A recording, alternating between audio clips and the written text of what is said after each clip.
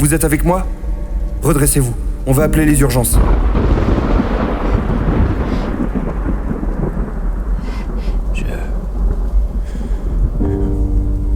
Je suis désolé.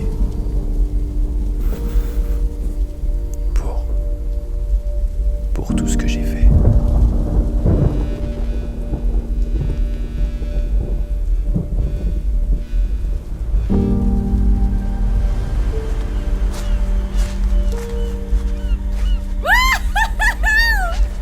Regarde!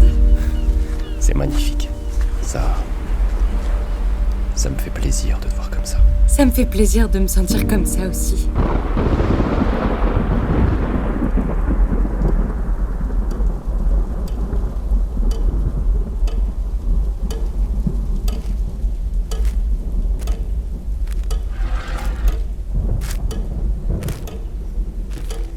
Ça fait une semaine, et vous vous montrez fort une semaine. Le deuil traverse différentes étapes. C'est un processus long. Vous faites les efforts, et je le vois. Rien à dire.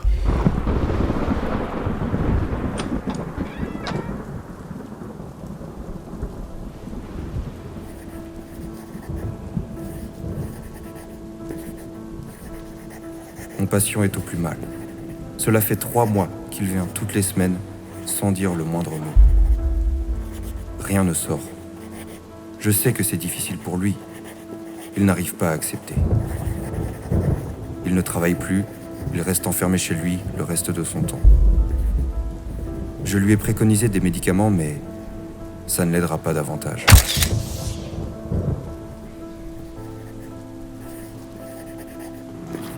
Cela fait maintenant 4 mois et Ethan a renoué le dialogue. Il fait quelques progrès. Il est très affecté. Plus que je ne l'aurais cru. J'ai peur qu'il développe des pensées néfastes. Je commence à douter de sa propre sécurité.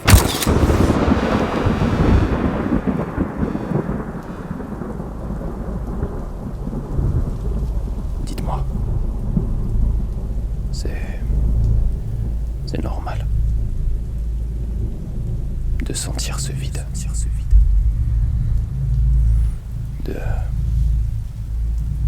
De ne plus rien ressentir. C'est dans le processus. C'est tout à fait normal. Vous l'aimiez. Elle est partie en quelque sorte avec une partie de vous. Ça m'est arrivé aussi. Après tant de mois, je m'attends toujours à la voir revenir, d'un moment à l'autre.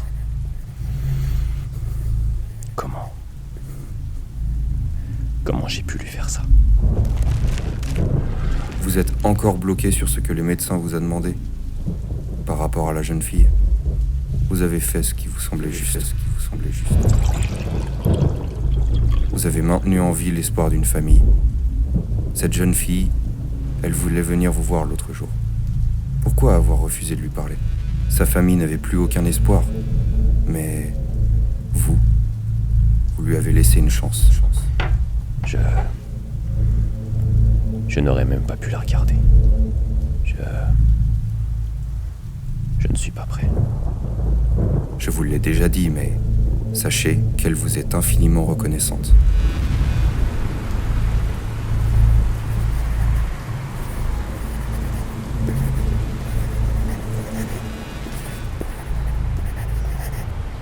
Les mois passent et son état se dégrade de plus en plus. Il ne dort presque plus. Il s'est replié sur lui-même dans un mutisme profond. Je ne sais pas si mes séances sont encore utiles. Pour sa santé et sur mes conseils, il a été placé dans un centre. Ils vont s'occuper de lui.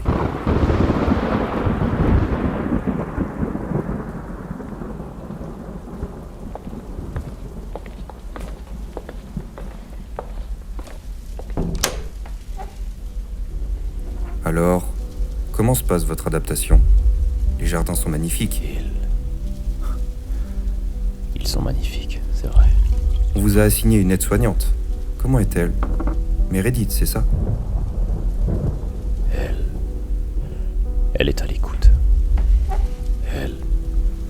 Elle essaye de me...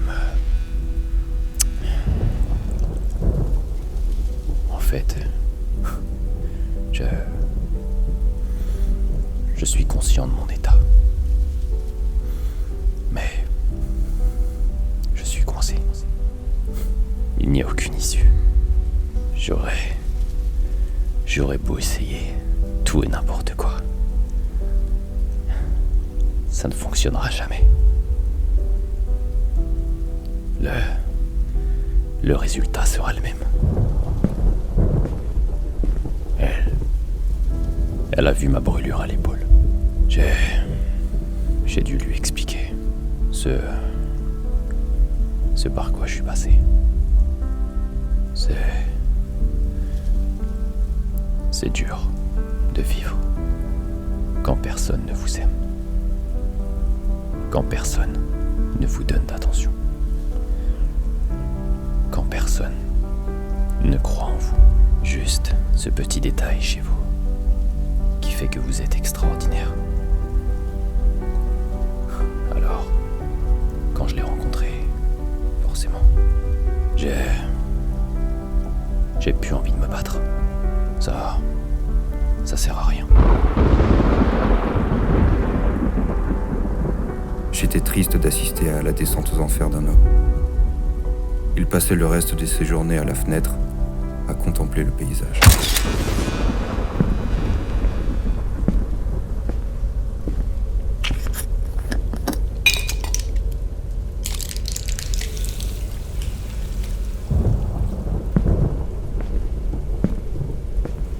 Les journées étaient longues.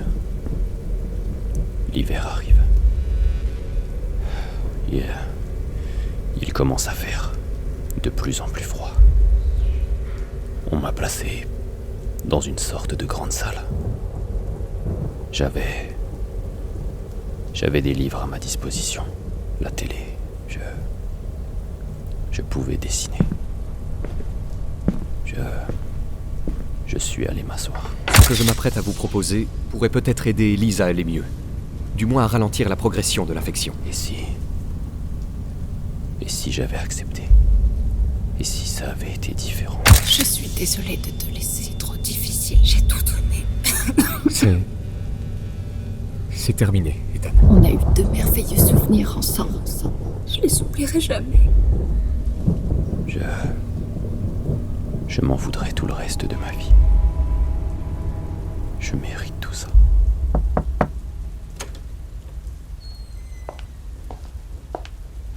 Bonjour Ethan. Je viens vous ramener votre plateau repas. Ouais, je vous remercie.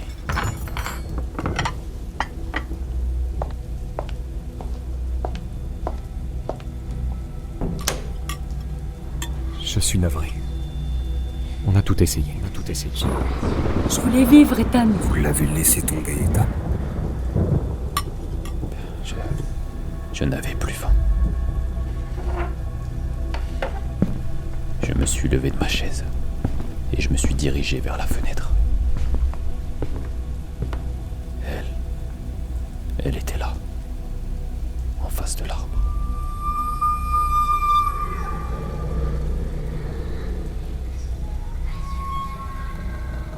Depuis sa mort, elle ne fait que me suivre.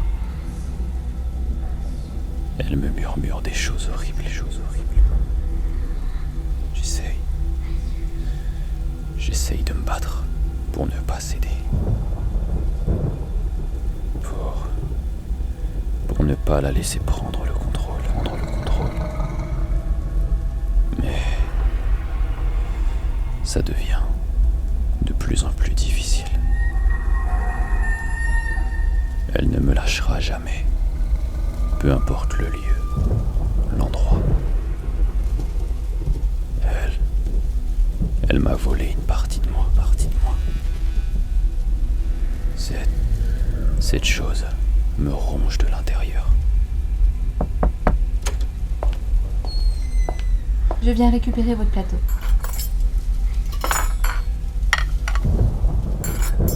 Vous n'avez pas vu le couteau? Vous avez dû oublier de m'en donner un.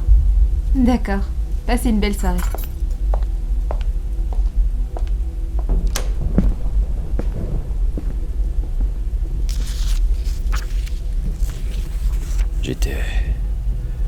J'étais assis sur mon lit, enfermé dans ma cage. Ils pensent tous que j'ai besoin d'aide. Mais en réalité, je sais très bien ce qui m'arrive. Ça se rapprochait. Je ne tiendrai plus longtemps. J'aurais tout essayé. Toutes tes lettres, tous tes mots n'auront pas suffi. C'est plus que toi. En fait, tout ça te dépasse. Je crois, dans le fond, fini par accepter le fait que tu ne reviendrais pas. C'est ce monde. C'est ce monde qui me dégoûte. Il avait le regard perdu. Il n'a même pas pu répondre à mes questions. Il est placé en hôpital psychiatrique à l'âge de 13 ans, pendant de longues années. Pas de mère, de vieilles photos, les marques. Elles sont terribles. Allait tuer son père dans son sommeil, une nuit d'hiver. 19 coups de couteau.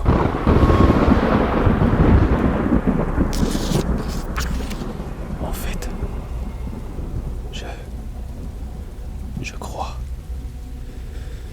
je crois que je me déteste. Ce sont nos choix et nos actions qui nous définissent.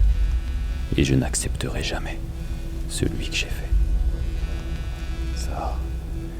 Ça me rongera.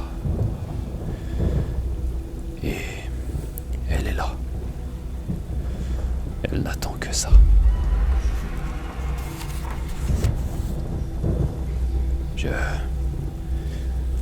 Je n'arrive pas à me concentrer sur mon livre.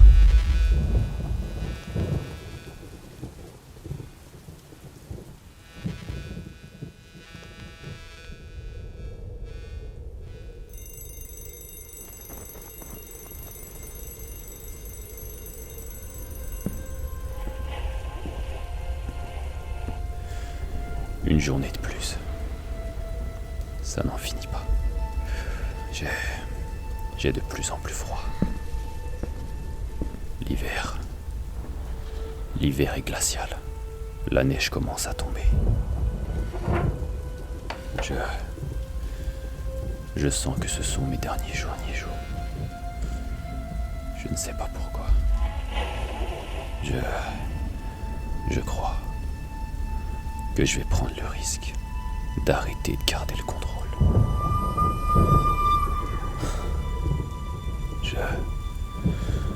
Je suis tellement fatigué. J'ai fermé les yeux.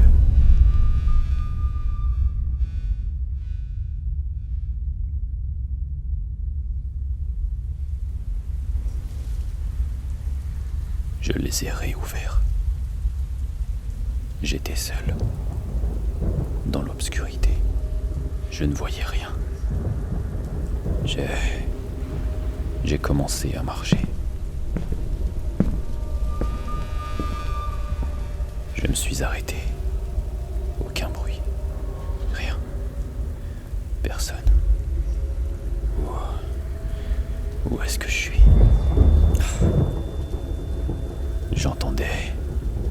J'entendais des bruits sourds. Qu'est-ce qui se passe ?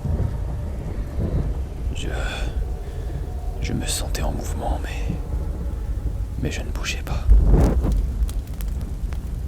Au loin, un feu gigantesque prenait forme.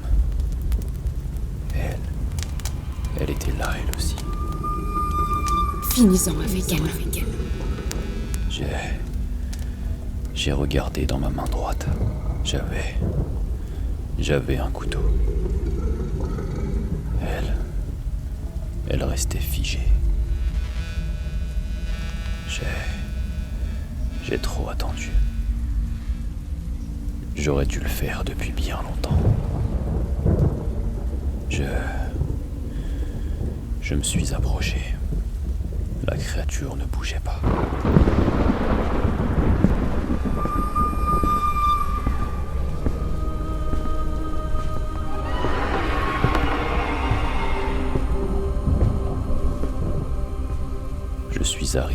face d'elle. Elle ne bougeait pas.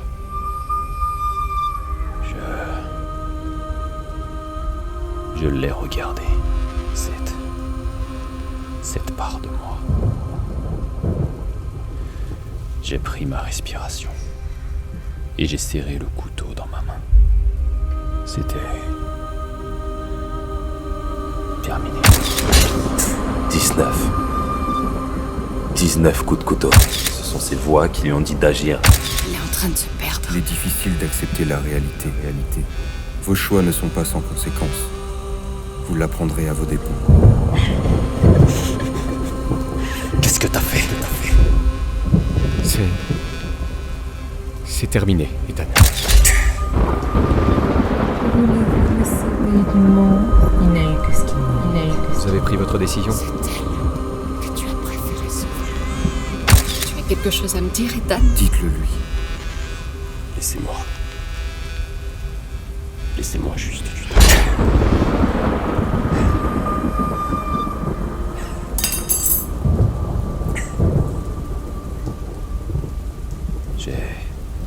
J'ai lâché le couteau.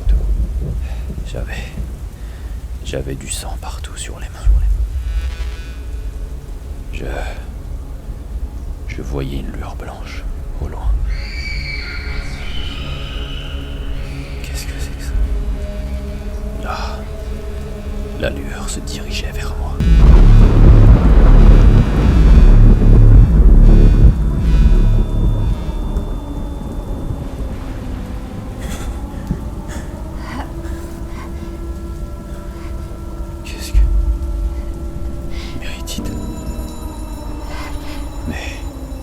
Mes mains ont commencé à trembler.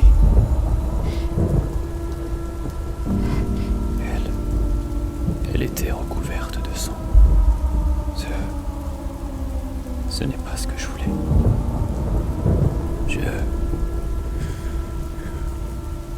Je suis désolé.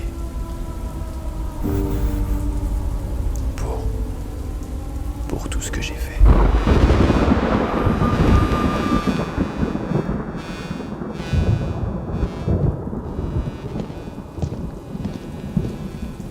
Vous avez compris maintenant.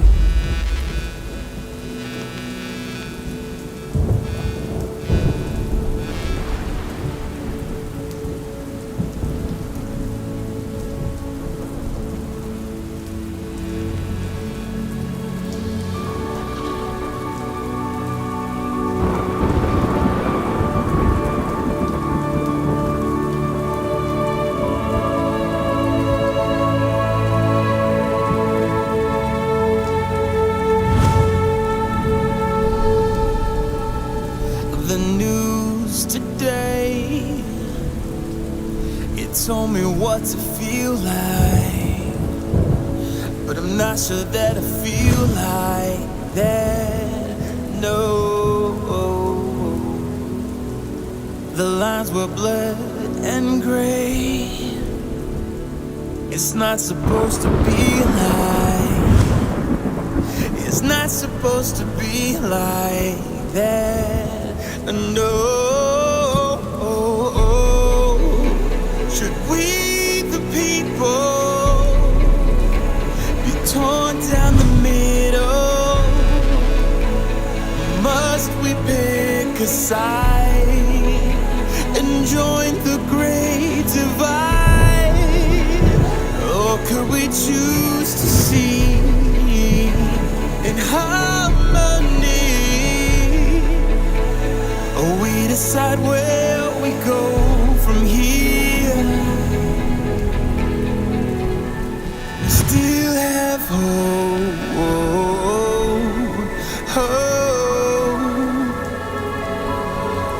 We still have hope.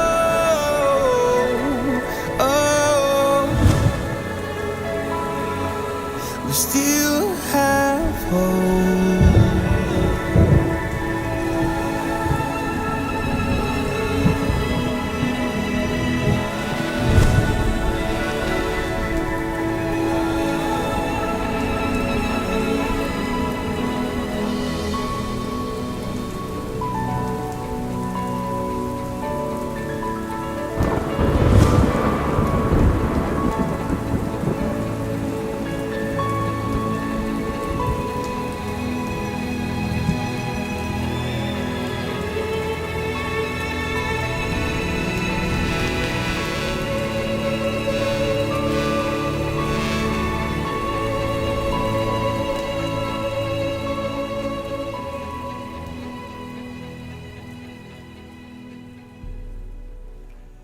Let's move from where